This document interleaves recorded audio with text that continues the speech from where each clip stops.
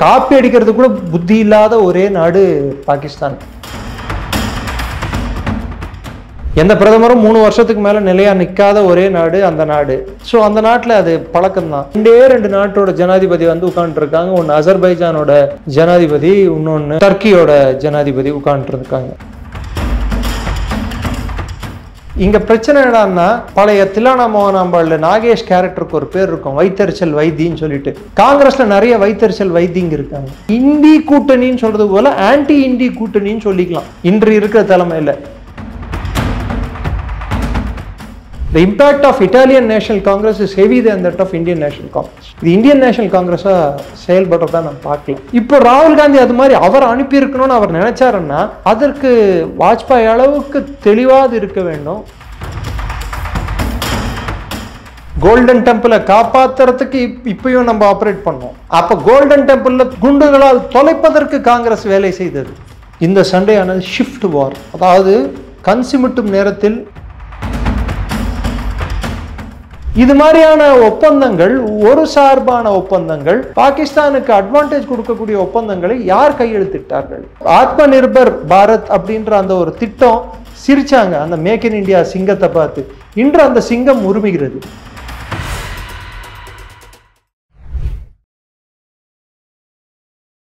இளைய பாரதம் நேயர்களுக்கு வணக்கம். இன்று நம்மோடு இணைந்திருக்கும் சிறப்பு விருந்தினர் பாதுகாப்புத்துறை நிபுணர் திரு டாக்டர் நிரஞ்சன் அவர்கள். வணக்கம் சார். வணக்கம். ஜெய்ஹிந்த். ஜெய்ஹிந்த் சார். ஆப்ரேஷன் சிந்தூரை அடுத்து வெளிநாட்டுகளுக்கு இங்கேருந்து டெலிகேட்ஸ் வந்து அனுப்பி வைக்கப்பட்டிருக்காங்க, என்னென்ன விஷயங்கள் நடந்தது அப்படின்ட்டு சொல்கிறதுக்கு. ஸோ அதில் செலக்ட் பண்ணப்பட்ட பலரும் வந்து அதிர்ச்சிக்குள்ளானது மாதிரி மக்கள் பார்த்தாங்க. ஏன்னா கனிமொழி அவர்கள் செலக்ட் பண்ணப்பட்டாங்க, அண்ட் காங்கிரஸ் கொடுத்த லிஸ்ட்லேயே இல்லாத சசி தரூர் அவர்கள் வந்து செலக்ட் பண்ணப்படுறாரு. இந்த மாதிரியான விஷயங்கள். Then how these delegates R performing அப்படின்ற விஷயம் இருக்குல்ல, ஸோ அங்கே போய் எப்படி அவங்களுடைய பெர்ஃபார்மன்ஸ் இருக்குன்னு நினைக்கிறீங்க? இந்த டெலிகேட்ஸ் ஆனவங்க அவங்க பர்ஃபார்மன்ஸ் எடுத்து பார்த்தீங்க, ஒரு இந்தியன்னு நான் பெருமைப்படுறேன். இர்ரெஸ்பெக்டிவ் ஆஃப் அவங்க எந்த கட்சியில் இருந்தாலும் நான் இந்தியன் என்ற ஒரு நிலைப்பாட்டை அவர்கள் ஒரு இன்ச்சு கூட நவுறாமல் அரசாங்கத்தின் நிலைப்பாட்டையும் இந்திய இராணுவத்தின் அவங்களோட செயல்பாடுகளையும் சப்போர்ட் பண்ணுற விதமாக தான் அவங்க எல்லாத்தையுமே பண்ணியிருக்காங்க. அது ரவிசங்கர் பிரசாத் கூட சென்றுட்டு இருக்கக்கூடிய டெலிகேஷன் ஆகட்டும், ஜெய்பாண்டா கூட சென்று இருக்கக்கூடிய டெலிகேஷன் ஆகட்டும், இல்லை சுப்ரியா சூலே அவர்களுடன் சென்று இருக்கிற டெலிகேஷன் ஆகட்டும், இல்லை கனிமொழி அவர்கள் கூட சென்றிருக்கிற டெலிகேஷன் ஆகட்டும், இல்லை சசி தரூர் கூட சென்றிருக்கிற டெலிகேஷன் ஆகட்டும், எல்லா நான் சொல்கிறது அவங்க தலைவர்களை தான் நான் சொல்கிறேன். அதில் டெலிகேஷன்லேயே இம்பார்ட்டன்ட் மெம்பர்ஸும் இருக்காங்க. உதாரணத்துக்கு வெஸ்ட் ஏஷியாவுக்கு அரபு நாடுகளுக்கு அனுப்பியிருக்கிற டெலிகேஷனில் தலைவர் ஜெய்பாண்டா. ஆனால் அதிகமாக பரவலாக பேசப்படுகிற நபர் யாருன்னு பார்த்தீங்கன்னா ஓஐசி. பாகிஸ்தான் அவர் திட்டி இருக்கிற மாதிரி யாரும் மற்ற எந்த எம்பியும் நான் திட்டி நான் பார்க்கல ரீசெண்ட் டைம்ஸில். ஸ்டூபிட் ஜோக்கர்ஸ்ன்ட்டு பாகிஸ்தான் பிரதமரையும் ஃபீல்டு மார்ஷலையும் ஃபீல்ட் மார்ஷல்ன்ற பதவி எனக்கு தெரிஞ்சு ஜெயித்த ஜென்ரலுகளுக்கு தான் வரலாறில் கொடுத்துருக்காங்க. தோத்த ஜென்ரலுக்கு கொடுத்ததா அப்போது அது ஃபீல்டு மார்ஷல் தான் கூப்பிடணும். ஸோ ஃபீல்டு மார்ஷல் முனீர் பற்றி சொல்லும்போது ஸ்டூபிட் ஜோக்கர்னு சொல்லியிருக்காரு. அந்த ஒரு ஃபோட்டோ ஒன்று கொடுத்தாங்க பாருங்கள், சைனா ஃபோட்டோங்க. அது கூட காப்பி அடிக்கிறது கூட புத்தி இல்லாத ஒரே நாடு பாகிஸ்தான். அதை எப்படி டிஃபெண்ட் பண்ணியிருக்காங்க? கனிமொழி அவர்கள் ரஷ்யாவில் டிஃபெண்ட் பண்ணியிருக்காரு. ரவிசங்கர் பிரசாத் ஃப்ரான்ஸில் இந்தியா டிஃபெண்ட் பண்ண விதமாகட்டும், இல்லை நம்மளோட சசி தரூர் பனாமாவில் பேசியிருக்கிறது, கொலம்பியாவில் பேசியிருக்கிறது, கயானாவில் பேசினது. ஏன் ஃபஸ்ட்டு யூஎஸில் போயிட்டு யூஎஸ்ஏ வந்து ட்ரம்ப்பையே வந்து குறி வச்சு தாக்குனது. அதுக்கப்புறம் பார்த்திங்கன்னா அது மனிஷ் திவாரி ஆகட்டும், இல்லை ஆனந்த் சர்மா ஆகட்டும், மாண்புமிகு சுப்ரியா சூலே ஆகட்டும், இவங்க எல்லாருமே அவங்களோட எல்லாரோட காமன் ஒரு த்ரெட் என்னடான்னா, என் அரசாங்கம், என் பிரதமர், எங்கள் இராணுவம் அப்படி தான் சொல்லிட்டு இருக்காங்க. இதுக்கு நேர்மாறாக சில பேர் உள்நாட்டில் பேசிகிட்டு இருக்காங்களே தவிர்த்து அங்கே நம்மளோட ரெப்ரசன்டேட்டிவ்ஸாக நம்மளோட பிரதிநிதிகளாக சென்ற யாருமே நமது கருத்தை எடுத்து வைக்கவும் நமது நிலைப்பாட்டை சொல்லவும், அதே சமயத்தில் வருங்காலத்தில் பாகிஸ்தான் இதே மாதிரி செயல்களை செஞ்சுட்டே இருந்தாங்கடான்னா என்ன மாதிரி விளைவை சந்திப்பாங்க, அடி உதவும் அனந்தம்பி உதவாட்டான்னு ஒரு வாட்டி இல்லை இன்னொரு வாட்டி கூட நாங்கள் பண்ணுவோம். 0.1 தான் இது, 0.2 இருக்குது, 3 இருக்குது, 4 இருக்குது, இது நாங்கள் தொடருவோம்.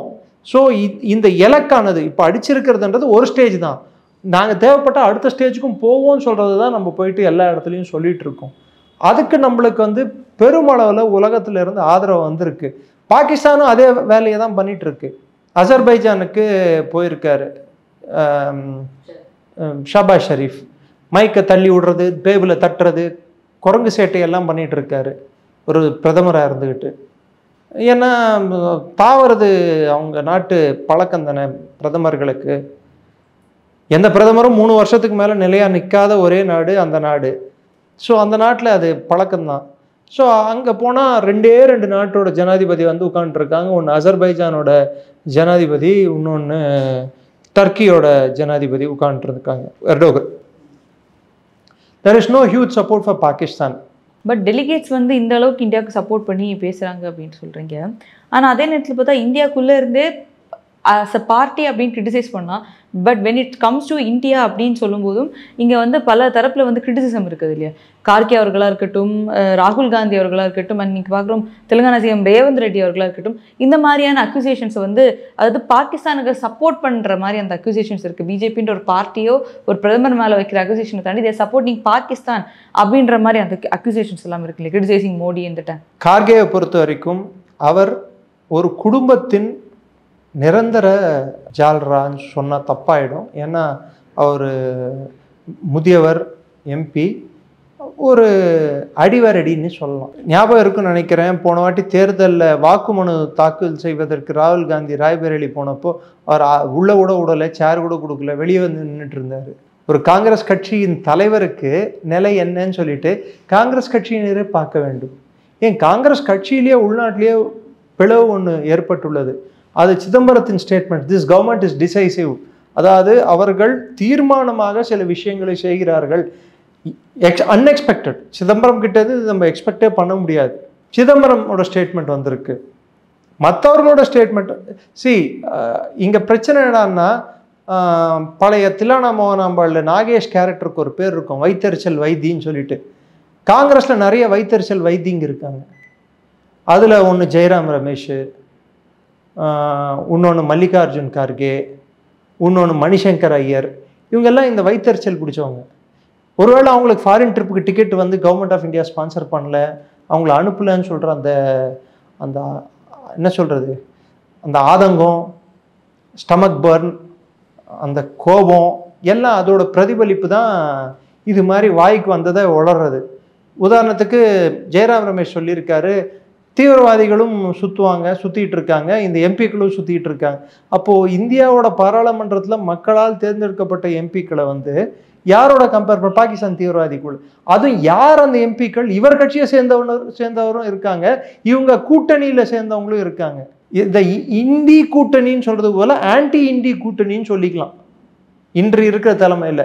அடிப்படையாக இவங்க புரிஞ்சிக்க வேண்டியது, நரசிம்மராவிடம் பாடம் கற்றிருந்தால் இவர்கள் ஒழுங்காக இருந்திருப்பார்கள். சோனியாவிடம், ஒரு வெளிநாட்டு பெண்மணியிடம் பாடம் கற்பதால் ஒருவேளை இவர்கள் இப்படி ஆகிவிட்டார்களா என்னன்னு எனக்கு தெரியல.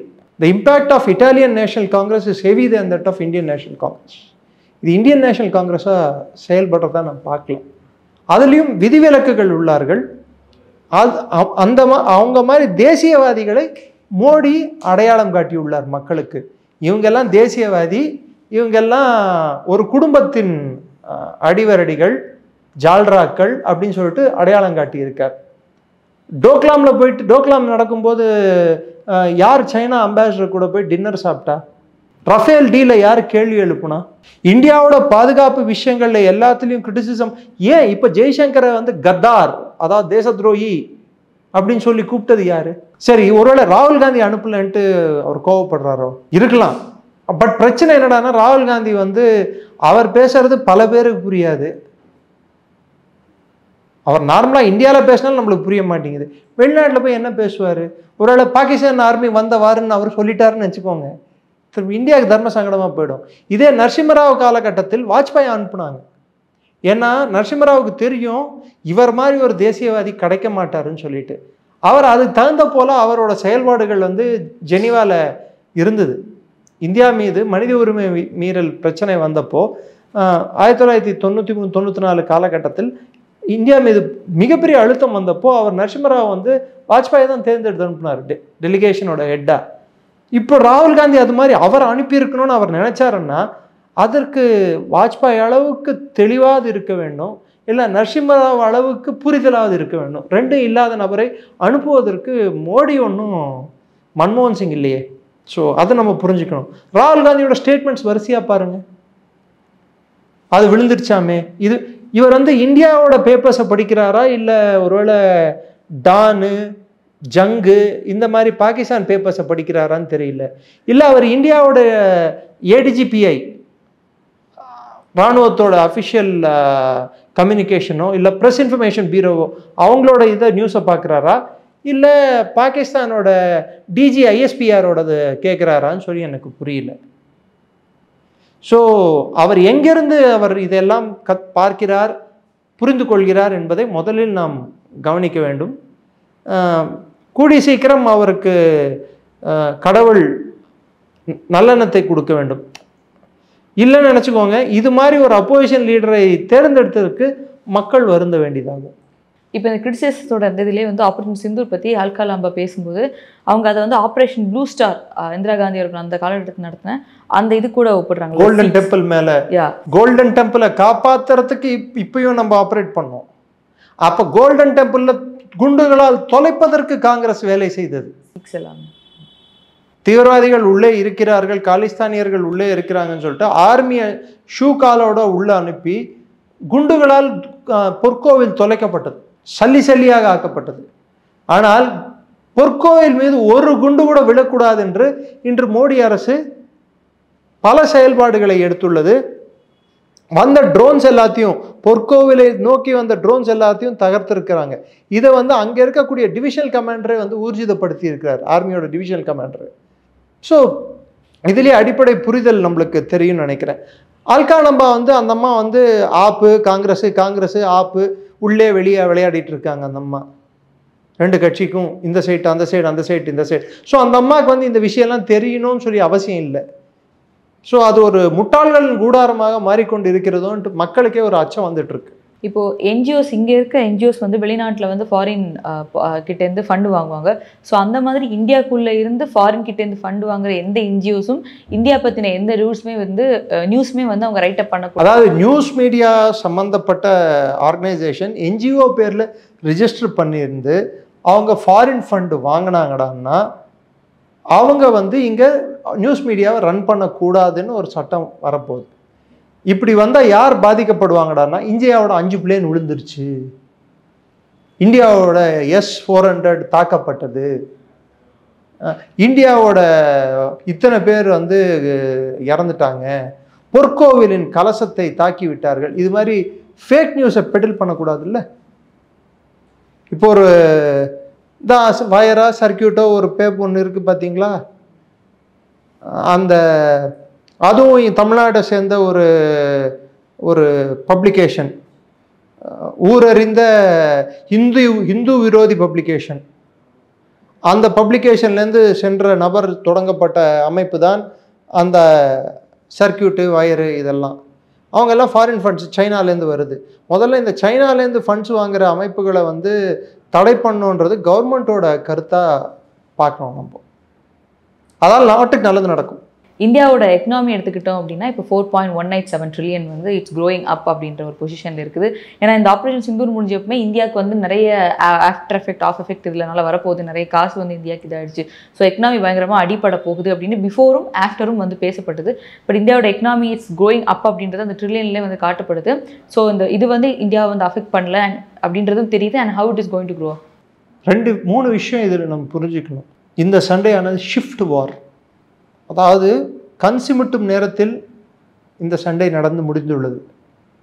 இந்த கான்ஃப்ளிக்ட் இன்னும் முடியல, அந்த டார்கெட் ஆனது அச்சீவ் செய்யப்பட்டுள்ளது. இப்போதைக்கு அவங்க வைத்த குறிக்கோள்கள் அச்சீவ் செய்யப்பட்டுள்ளது.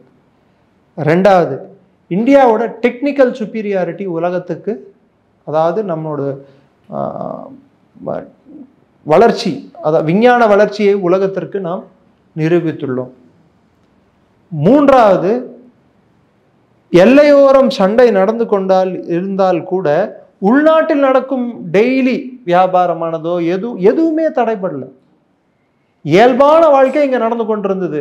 சினிமாக்கள் ரிலீஸ் ஆகி கொண்டிருந்தன, ப்ரெஸ் மீட்டுகள் நடந்துட்டு கொண்டு இருந்தது.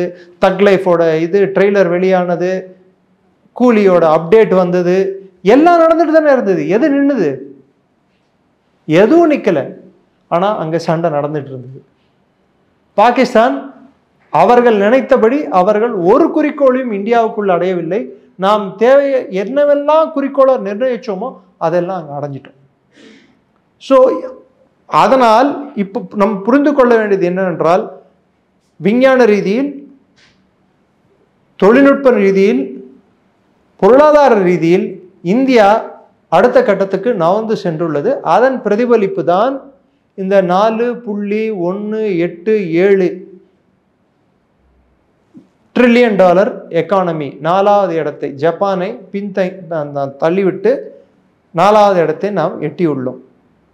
இந்த டவுட்டிங் தாமஸ் அப்படின்வாங்க. இதையும் கேள்வி கேட்பவர்கள் இருப்பார்கள், எல்லாம் போக மாட்டாங்க. ஏன்னா 21ல் 2.9 ட்ரில்லியன் டாலர் எக்கானமி இருந்தது. அடுத்த 4 வருஷம் எடுத்துக்கிச்சு இன்னொரு 1.2 ட்ரில்லியன் டாலர் சேர்க்கறதுக்கு. கவர்மெண்ட் நினச்சிருந்தா பொய்யான ஃபிகரை கொடுத்துருக்கலாம். ஆனால் கவர்மெண்ட் கொடுக்கல. ஏன் ஜப்பானே இதை நிராகரிக்கலை, எங்களை பின்தள்ளிட்டாங்கன்னு சொல்லிட்டு.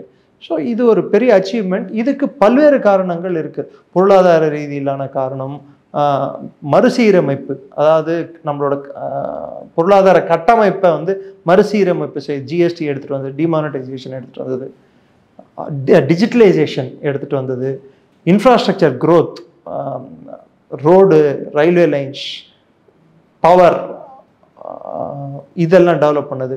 குறிப்பிட்டு என்னோட ஏரியாவே வந்தீங்கன்னா, யூபிஏ காலகட்டத்தில் எவ்வளோ டிஃபென்ஸ் உற்பத்தி இருந்தது, இன்னைக்கு எவ்வளோ டிஃபென்ஸ் உற்பத்தி உள்நாட்டிலேயே பண்ணிட்டு இருக்காங்க. குறிப்பாக சொல்லணும்னா 1,21,000 கோடி டிஃபென்ஸ் உற்பத்தி உள்நாட்டில் நடந்து கொண்டிருக்கிறது. 1,40,000 கோடி உள்நாட்டு உற்பத்தி நடந்து கொண்டிருக்கிறது. இதில் ப்ரைவேட் பிளேயர், கவர்மெண்ட் எல்லாமே சேர்ந்து பண்ணிட்டு இருக்காங்க. இதெல்லாம் கவர்மெண்ட்டு கொடுக்குற ரெவென்யூ தானே. வெளியில் போய் நம்ம ஒரு பொருளை வாங்குறதோட உள்நாட்டிலே இன்னைக்கு சண்டையில் யூஸ் பண்ண பல பொருட்கள் இந்தியாவிலேயே தயாரிக்கப்பட்ட பொருட்கள். இதெல்லாம் ஆத்ம நிர்பர் பாரத் அப்படின்ற அந்த ஒரு திட்டம் சிரிச்சாங்க அந்த மேக் இன் இந்தியா சிங்கத்தை பார்த்து. இன்று அந்த சிங்கம் உருமிகிறது. இப்போ அஞ்சுகிறார்கள். கூண்டில் இருந்த சிங்கத்தை சும்மா பார்த்து சிரிக்கிறது ஈஸி. சிங்கத்தை வெளியே விட்டப்புறம் தானே தெரியும் அது சிங்கம் என்ன பண்ணுன்னு சொல்லிட்டு. அந்த சிங்கமானது இந்திய தூங்கி கொண்டிருந்த சிங்கத்தை தட்டி எழுப்பியதின் பலன் இன்று உலகம் பார்க்கிறது. இந்த பஹல்கம் அட்டாக் நடந்ததுக்கு அப்புறமா நம்ம இண்டஸ் வாட்டி ட்ரீட் அதில் ஒரு இது காமிச்சோம். ஸோ அதே மாதிரி அப்பார்ட் ஃப்ரம் தட் சர்க்ரீக் அப்படின்னு சொல்லக்கூடிய, வாட் இஸ் திஸ் சர்க்ரீக்? சர்க்ரீக்ன்றது நம்ம ரன் ஆஃப் கட்ச்க்கு மேலே இருக்கக்கூடிய இடம். அது 1965லேயே சர்க்ரீக்காக இந்தியாவுக்கும் பாகிஸ்தானுக்கும் நடுவில் ஒரு பிரச்சனையானது ஏற்பட்டது. அது 1968 இந்திரா காந்தி அம்மையார் காலகட்டத்தில் 815 கிலோமீட்டர்கள் நிலப்பரப்பை, இந்திய நிலப்பரப்பை பாகிஸ்தானுக்கு இந்தியா விட்டு கொடுத்தது. ஒன்று, அது விட்டு கொடுத்ததால் அவங்க அந்த நிலப்பரப்பை இல்லை, அந்த குடும்பம் பல நிலப்பரப்புகளை விட்டு கொடுத்துள்ளது. அதில் இது ஒரு நிலப்பரப்பு.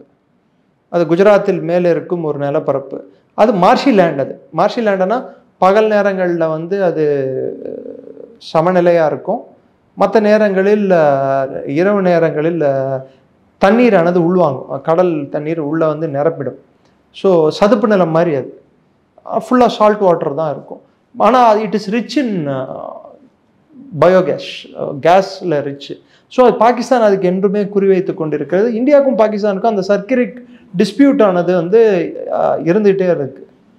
அதே மாதிரி தான் ஹஜ்பீர் பாஸ் அப்படின்னு ஒன்று சொல்லப்படுது. ஹஜ்பீர் பாஸ் என்பது அது ஒரு முக்கியமான கணவாய். அது காஷ்மீரில் இருக்குது. அது யார் கண்ட்ரோல் பண்ணுறாங்களோ அவங்களுக்கு ஆர்மி மிலிட்ரி அட்வான்டேஜ் இருக்குது. 65 போர்லையும் அதை ஜெயித்தோம், திருப்பி கொடுத்தோம். 71 போர்லையும் ஜெயித்தோம், திருப்பி கொடுத்தோம். யாராவது ஜெயிச்ச ஆர்மி ஜெயிச்ச இடத்தை திருப்பி கொடுக்கறது என்பது இந்தியாவின் வரலாற்றில் மட்டும்தான் நடந்துள்ளது. அது 71 சண்டையில் நாம் ஜெயித்ததை எல்லாம் 72 சிம்லா அக்ரிமெண்ட்டில் தோர்த்தோம், ஹஜ்பீர் பாஸ் உட்பட. காங்கிரஸின் வரலாறு இதெல்லாம். மோடி காம்ப்ரமைஸ் ஆகிடுச்சு, சீஸ்ஃபயருக்கு ஒத்துக்குச்சுன்னு சொல்கிறாங்களே, அதுக்காக இதெல்லாம். அதே மாதிரி 1994 ட்ரூப் மூவ்மெண்ட்டாக இருக்கட்டும், 1988 நியூக்ளியர் புரோட்டோகால். 1988 ராஜீவ்காந்தி அவர்கள் பிரதமராக இருக்கும்போது பாகிஸ்தான் சென்றார். அப்போ பெனசீர் பூட்டோவை மீட் பண்ணப்போ அவங்க 2 பேருக்குள்ள நடந்த ஒரு ஒப்பந்தத்தின் ஒரு பகுதி தான் இது.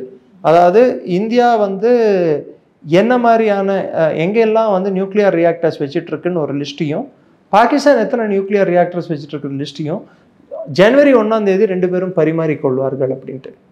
ஆனால் பாகிஸ்தான் உண்மையை தான் சொல்லுதா இல்லையான்னு நம்மளுக்கு என்ன ப்ரூஃப் இருக்குது? இன்னைக்கு நிறைய இடங்கள் நம்ம தாக்கியிருக்கோம், அங்கெல்லாம் வந்து நியூக்ளியர் ரேடியேஷன் வந்திருக்கு. அங்கே ரியாக்டர் இருக்கிறது, அங்கே அவங்க ஸ்டோர் பண்ணியிருக்கிறதோ ரியாக்டர் இருக்கிறதோ அவங்க சொல்லவே இல்லை நம்மளுக்கு. ஸோ பாகிஸ்தான் எப்பயுமே வந்து கான்ஜெனிட்டல் லயர்ஸ்ன்னுவாங்க, நார்மலாகவே பொய் சொல்லக்கூடியவர்கள். அந்த பொய்கள், அவங்க கட்டமைத்த பொய்கள் இந்த அட்டாக் மூலம் வெளியே வந்துள்ளது. காங்கிரஸ் இது மாதிரியான ஒரு ஏற்பாடை பாகிஸ்தானை நம்பி செய்தது தவறு. நீங்கள் கேட்ட அடுத்த கேள்வி 94 அக்கார்டு. 94ல் நாம் வந்து ட்ரூப்ஸை, இராணுவத்தை மொபிலைஸ் பண்ணுறோம்டான்னா பார்டர் கிட்ட எடுத்துகிட்டு வரோம். ஏன்னா பிஎஸ்எஃப் தான் வந்து எல்லை பகுதிகளை பார்த்துக்கும், எல்ஓசியை தவிர்த்து. பார்டருக்கு எடுத்துகிட்டு வரோம்டான்னா நம்ம முன்கூட்டியே தெரிவிப்போம் அப்படின்னு சொல்லிட்டு, நம்ம அச்சுறுத்தலுக்காக நம்ம வந்து பாகிஸ்தான் அச்சுறுத்தும், அவன் வந்து முன்கூட்டி அவன் நம்மளுக்கு தெரிவிக்கிறான், நம்ம ஏன் தெரிவிக்கணும்? இது மாதிரியான ஒப்பந்தங்கள், ஒரு சார்பான ஒப்பந்தங்கள், பாகிஸ்தானுக்கு அட்வான்டேஜ் கொடுக்கக்கூடிய ஒப்பந்தங்களை யார் கையெழுத்திட்டார்கள்? இந்தியாவா? எந்த அரசாங்கம்? யார் இருந்தபோது? பாகிஸ்தானை thank God we did not attack Pakistan சொல்லிட்டு எந்த பிரதமர் சொன்னார் மும்பை அட்டாக் அப்புறமா 2008? எந்த அரசின் தேசிய பாதுகாப்பு ஆலோசகர் not taking action against Pakistan is also a policy அப்படின்னு சொல்லிட்டு சொன்னார்? இதெல்லாம் நம்ம கருத்தில் கொண்டு நம்ம பார்த்தோம்டான்னா நிறைய விஷயங்கள் நம்ம புரிய வரும். Congress is a party of compromises. தேசிய பாதுகாப்பு விஷயங்களில் அவர்கள் செய்த மிகப்பெரிய தவறுகள், தெரிந்தோ தெரியாமலோ பல நேரங்களில் தெரிந்தே செய்த தவறுகள், அவர்கள் செய்த எடுத்த முடிவுகள் இந்தியாவின் ஒருமைப்பாட்டையும் ஒற்றுமையும் பாதித்திருக்கக்கூடும். ஒரு முடிவு, வெளிவராத ஒரு முடிவு 2006ல் சியாச்சின்ல இருந்து டீமிலிட்டரைஸ் பண்ணோம் அப்படின்னு ஒரு ப்ரொபோசல் வந்தப்போ, அந்த ப்ரொபோசலை கிட்டத்தட்ட காங்கிரஸ் கவர்மெண்ட் ஏற்றுக்கொண்டது. அன்னைக்கு இருந்த இராணுவ தளபதி ஜே சிங் அவர் ஒற்றுக்கொள்ளவில்லை என்றால், முடியாது அப்படின்னு அவர் சொல்லன்னா, இந்நேரத்துக்கு நம்ம சியாச்சினை விட்டு கீழே இறங்கி இருந்தோம்னா it is advantage Pakistan, advantage China.